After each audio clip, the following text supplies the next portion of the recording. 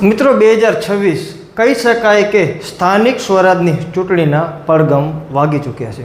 સ્થાનિક સ્વરાજની ચૂંટણી એટલે કે શું?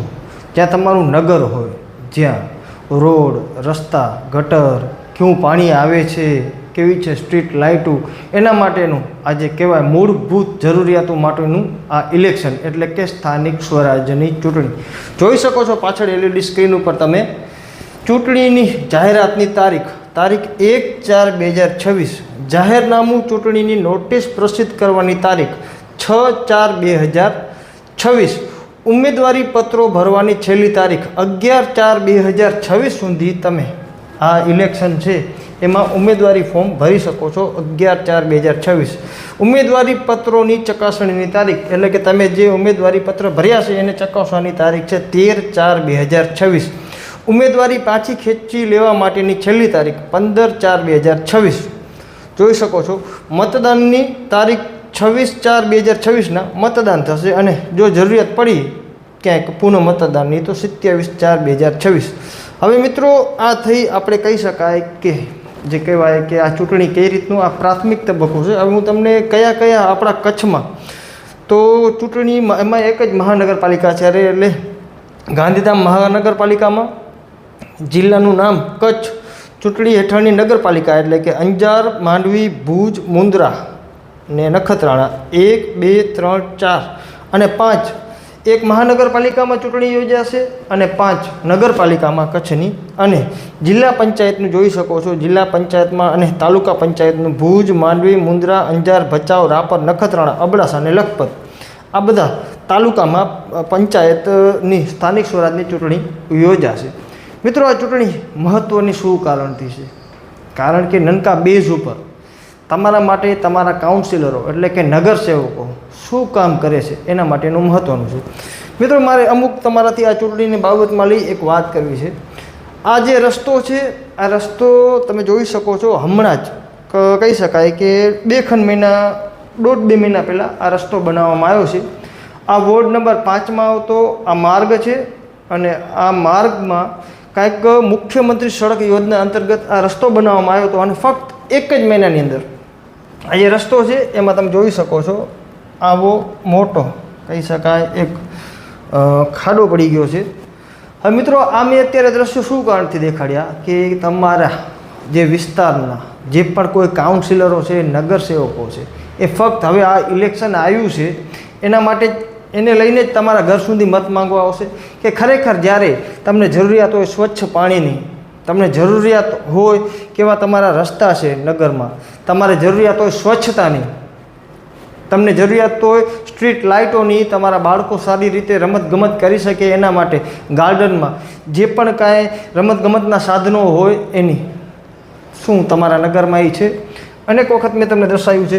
હવે મિત્રો તમે જોઈ શકો છો ફક્ત આ એક જ મહિનાની અંદર આટલો મોટો ભ્રષ્ટાચારના કારણે આવા ખાડા થઈ જતા હોય રોડ ઉપર, નવા રોડ બનાવવામાં આવ્યા હોય અને ભ્રષ્ટાચારના કારણે ખાડા થઈ જતા હોય ત્યારે મારી આ વાતની રજૂઆતને લઈ હું પહોંચ્યો હતો અંજાર નગરપાલિકાના જે ચીફ ઓફિસર સાહેબ છે તેમના પાસે।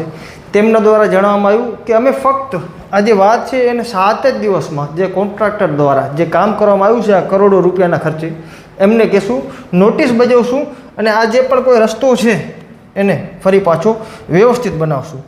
પરંતુ અફસોસની બાબત સાથે કહી શકાય કે આજે 1 મહિનો થવા આવી ગયો, આ જે ખાડો છે એની સ્થિતિમાં છે।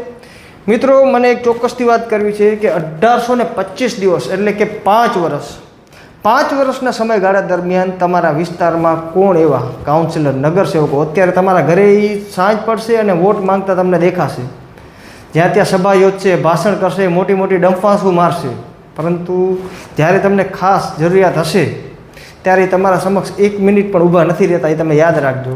હોય છે અમુક એવા ઈમાનદાર નગરસેવકો કે તમારા માટે લડતા હોય છે, અવાજ ઉપાડતા હોય છે, પરંતુ એમનો પણ ક્યાંક ને ક્યાંક અવાજ દબાવી દેવામાં આવતો હોય છે।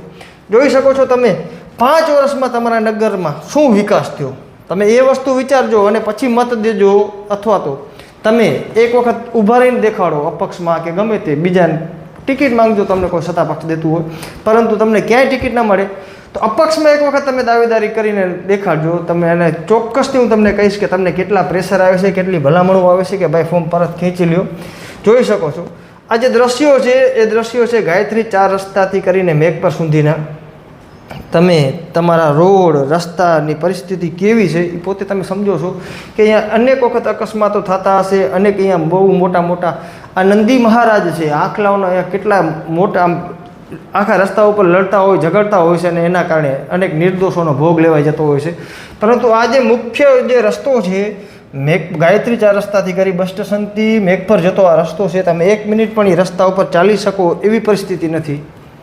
આ 5 વર્ષમાં કરેલું આ જે કામ છે અને મારી નજરની સમક્ષમાં જે આવેલો મુદ્દાઓ છે તમારું નગર કેવું હોવું જોઈએ એને લઈને હું અત્યારે આ રિપોર્ટિંગ કરી રહ્યો છું. મિત્રો ખાસ કરીને તમને કહીશ કે અંજારમાં 9 વોર્ડ છે એટલે 9 ચોક 36 કાઉન્સિલરો.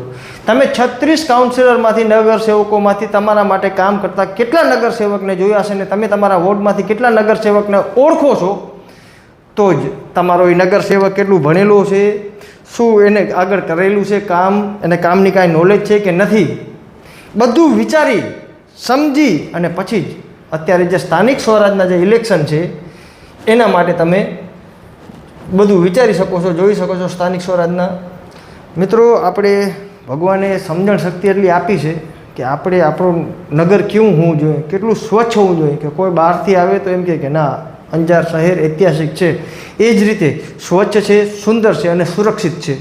બધું બહારથી આવતો જે પણ વ્યક્તિ છે મહેમાન છે અહીંયા આવતા હોય, જેસલ જાડેજાની સમાધિ છે કે અજયપાળ દાદાનું મંદિર છે કે અનેક એવા ઐતિહાસિક સ્થળો છે અંજારમાં જે બહારથી પ્રવાસન માટે આવતા વ્યક્તિ હોય એ જોઈ શકે, નિહાળી શકે અને વ્યવસ્થિત સુરક્ષાનો અહેસાસ કરી શકે એવું આપણું નગર હોવું જોઈએ. એના માટે આપણી પણ એટલી જરૂર, આપણી પણ એટલી ફરજ છે કે આપણે ગમે તે વ્યક્તિને આપણે આજે આખું બંધ કરીને આ મત દઈ દેતા હોય તો આપણે 10 વખત વિચારવાનું કે આ ખરેખર આ મતને લાયક છે કે નથી, કે આપણે આને ખરેખર આ 5 વર્ષ એટલે કે 1825 દિવસ આ વ્યક્તિ આપણા માટે કામ કરશે કે નહીં કરે.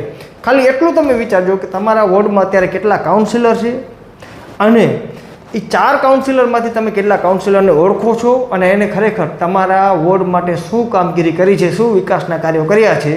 જો કર્યા હોય તો મને કમેન્ટ દ્વારા ચોક્કસથી જણાવજો. અત્યારે હું આ ખાસ મેસેજ એટલે દેવા માટે આવ્યો છું કે સ્થાનિક સ્વરાજના ઇલેક્શન જે પાયાના ઇલેક્શન કહેવાય, જે તમારી જરૂરિયાતોના ઇલેક્શન કહેવાય, એના કહી શકાય કે પડગમ વાગી ચૂક્યા છે.